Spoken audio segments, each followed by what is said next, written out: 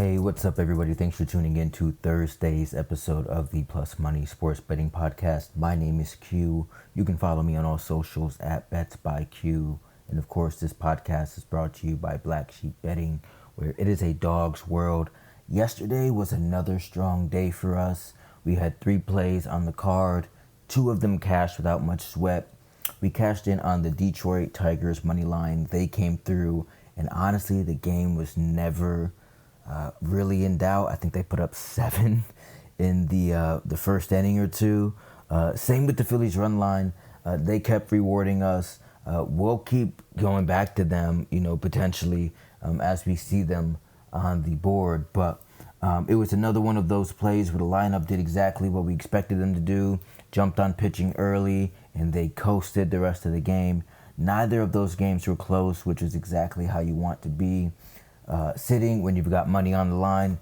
The only tough loss that we had yesterday was the Reds, who really, I was frustrated. I was watching this game on my couch, unwinding, had a couple brews.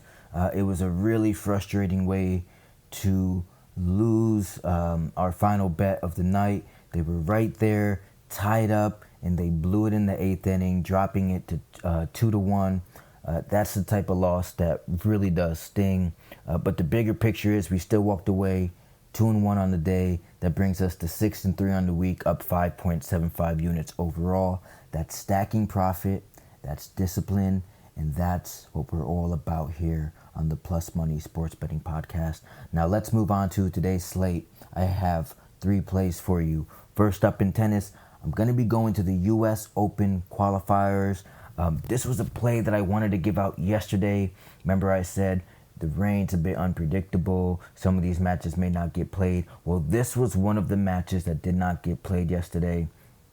And so I'm going to be going with Coleman Wong to win in straight sets at plus 170 against Matteo Gigante. This is a spot where the value, to me, it jumps off the page. Gigante's been the name that's popped up early in the year when he made the French Open run, qualified, and even took out Tsitsipas, and people remember that. That's called recency bias. But since then, it's been a bit rocky for him. He's had issues staying healthy. He actually just retired in Cancun last week, and he needed 3 sets to beat Boutvillas in qualifying here. The talent's there, but the consistency and the durability are major concerns for me. Wong, on the other hand, he's trending up. He's only 21. But he's been on tour long enough this year to pick up wins against some quality players.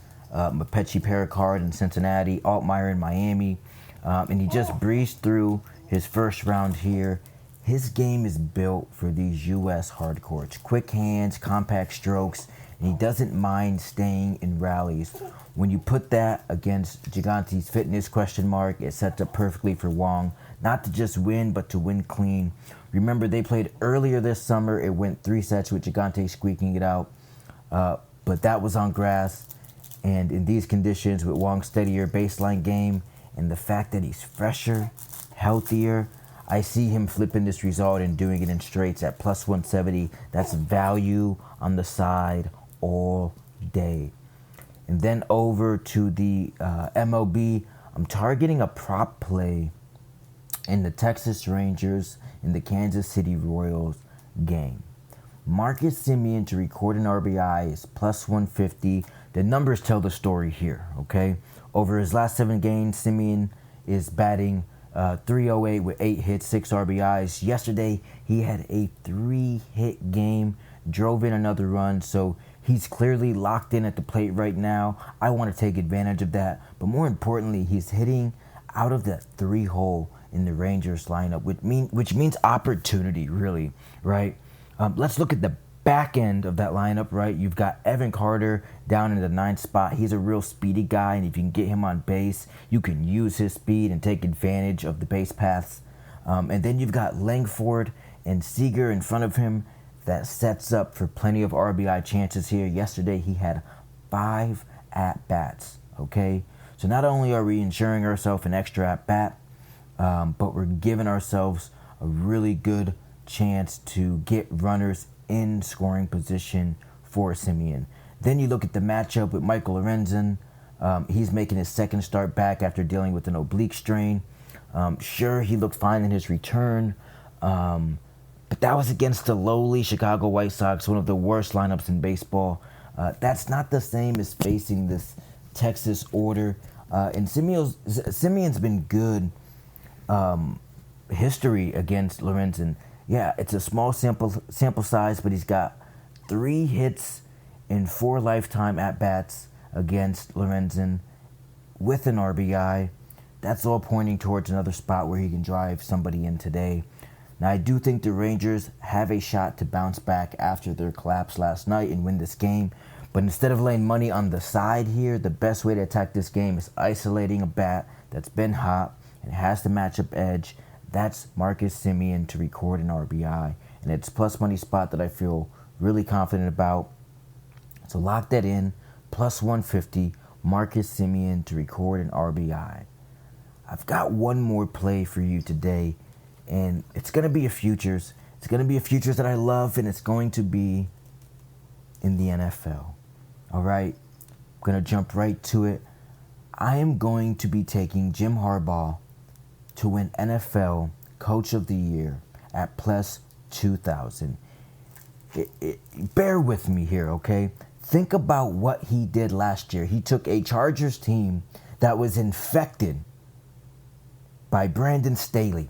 He took that team that was 5-12 and made them an 11-6 team, got them into the playoffs, and completely flipped the culture. It really looked at a time that Justin Herbert's potential was going to be wasted in the Brandon Staley years. But then came Harbaugh. I think that's exactly what wins this award. And honestly, if not for Kevin O'Connell's immaculate run with Sam Darnold and his resurgence, and the Vikings doing what they did last year, Harbaugh probably wins this trophy last season. Since he did not, sometimes the writers, sometimes they like to fix history. Okay, so now we're going into year 2, and the case only gets stronger. Justin Herbert looks rejuvenated. The defense climbed into what many would call elite status, and the whole franchise really just looks stable to me.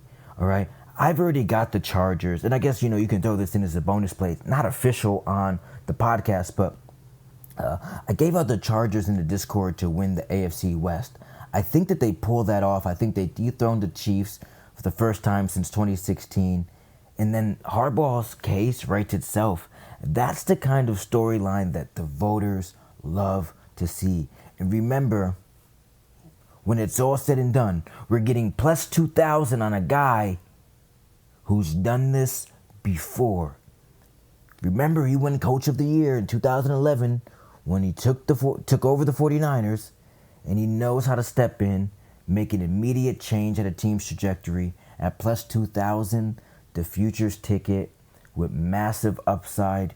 You would be silly not to take this bet. I don't care what you put on it. Officially, we're going to say a quarter unit, 0.25 units at plus 2,000. But if you got some pizza money, some leftover lunch money, whatever it is that you want to throw on this, I suggest that you do, because my guess is that by week 5, this number is less than 10-1. Okay? So, 3 plays on the board today, 1 futures. Okay? The full card, Coleman Wong in straight sets against Mateo Gigante at plus 170. We're taking Marcus Semien to record an RBI at plus 150 for the Texas Rangers. And then our futures is Jim Harbaugh, Coach of the Year for the Los Angeles Chargers. We're 6-3 on the week, up nearly 6 units, and we're keeping the profit train rolling. I will see you at the counter. More importantly, I'll be back here tomorrow for everybody's favorite day. It's Parlay Day. Okay? But until then, my name is Q from Black Sheep Betting, and I hope each and every one of you hit each and every one of your bets. Peace.